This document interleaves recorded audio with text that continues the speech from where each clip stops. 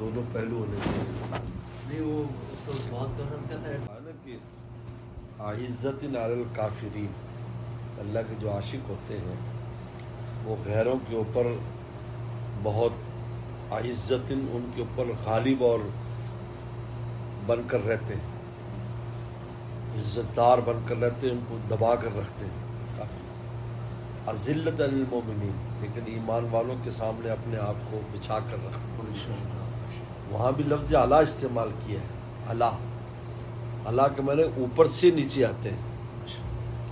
ایسے نہیں کہ وہ نیچے ہیں، وہ اوپر کے لوگ ہیں، لیکن اپنے آپ کو نزول کر کے ایمان والوں کے سامنے بچ جاتے ہیں، ان کافروں کے اوپر بھاری اور کافروں کے اوپر ان کا ایک دبدبہ اور رعب ہوتا ہے۔ یہ طرز ہے، یہ عاشقوں کا طرز ہے۔ عاشق اپنوں میں جس طرح صحابہ کرام تھے، آپس میں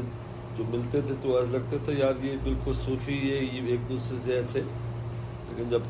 میدان میں اترتے تھے تو ایسا شاہ سوار کوئی نہیں ہوتا تھا۔ یہی تو کہ اس نے صحابہ کے بارے میں ایک عیسائی جو جاسوس نے جو تجزیہ کیا تھا، جب اس کو بھیجا گیا جو ہے ہرقل، انہوں نے کہ یار جا کر دیکھو ہے کیا ان کے پاس، ان کا مقابلہ مشکل ہے۔ نے کہا کہ باللیل رہبان، رات ہوتے سب راہب بن جاتے ہیں، خیموں میں رو رہے ہیں، سجدوں میں پڑے ہیں، نمازیں پڑھ رہے ہیں، اور ایسے لگ رہا ہے جیسے ہمارے یہاں راہب ہیں۔ تو راہب تو ہوتا ہے جو بالکل ان کے یہاں چونٹی بھی نہیں مارتا، لیکن بن نہار فرسان، لیکن جب دن ہوتا ہے تو ایسا شہ سوار بھی کوئی نہیں ہوتا، ایسے گردنیں اڑاتے ہیں میدان میں کہ حیران کر دیتے ہیں۔ ان کے اندر یہ دو متضاد صفات ہیں، یعنی اپنی رب کے سامنے اور اپنوں کے سامنے بالکل ایسے ہیں جیسے یہ بیچارے کچھ کر ہی نہیں سکتے، اور غیروں کے سامنے آتے ہیں تو ان کے لیے بڑے بڑے میدان فتح کرنا بھی کچھ نہیں ہے۔ یہ صفات ہے اس لیے اللہ کے جو نا ہمارے والے کے شعر ہے کہ اللہ کے وہ جو ہے عجیب ازداد کے مالک ہے، یہ عشاق کہ غموں میں ہنستے ہیں، خوشی میں روتے ہیں، اور غموں میں مسکراتے ہیں، ازداد شان کے مالک۔ یہ اللہ تعالیٰ کا عاشقوں کا یہی رکھا ہے، یہی ہے اپنوں کے سامنے تو انسان بالکل مٹ جائے، غیروں کو وہ نہ دے، یہی زندگی کا اصول ہے، ورنہ تو پھر ایمان والوں کو جینے نہ دے، حق والوں کو جینے نہ دے۔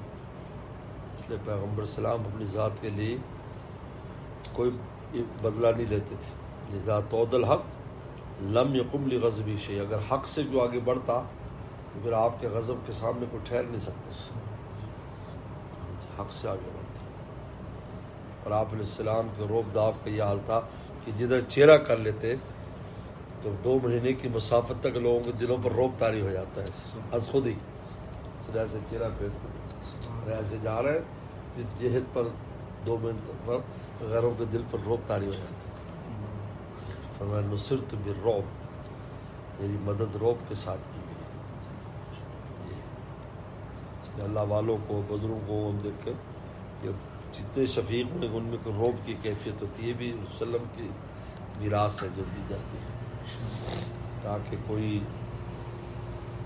مذاق نہ اڑائے، تمسخر نہ اڑائے ایمان والوں کا، ایمان والوں کو کمزور نہ سمجھے، ان کو بعض اوقات بعض بے وقوف شفقت اور محبت کو کمزوری سمجھ لیتے ہیں، یار یہ لوگ کچھ بھی نہیں کرتا ایسے ہی۔ لے فرمایا اتقوا غضب الحلیم، حلیم کے غصے سے بچو، جب وہ غصہ کرے گا تو اللہ کی مدد اس کے ساتھ ہے۔ آج ہم نے والد رحمۃ اللہ علیہ دیکھ کتنے علیم الطبع تھے، مصافحہ کرتی ان کے ہاتھ اتنے نرم ہوتے گداز کہ انسان حیران ہو جاتا تھا کہ یہ شخص اتنا، لیکن جب بھی کسی نے ایسی کوئی بات کی، خواہ وہ کسی بھی مقام مرتبے کا انسان تھا، والد صاحب نے پھر اس کو چھوڑا نہیں، پھر اللہ کی مدد آ جاتی تھی، یعنی اس پر روب ایسا طاری ہو جاتا، باوجود اتنے اختیارات کے زبان گنگ ہو جاتی اس کی، اور وہ کوئی کچھ کہہ بھی نہیں سکتا تھا، بعد میں جا کر اپنے ان کو ڈانٹ ڈپٹ کرتا تھا، تم میرے ساتھ تھے، تم نے کیوں نہیں کیا. افسر ہے تو اس کے ساتھ جو عواشی نشین تھے، کوئی اور نہیں، کیونکہ اتقوا غضب الحلیم. حضور صلی اللہ علیہ وسلم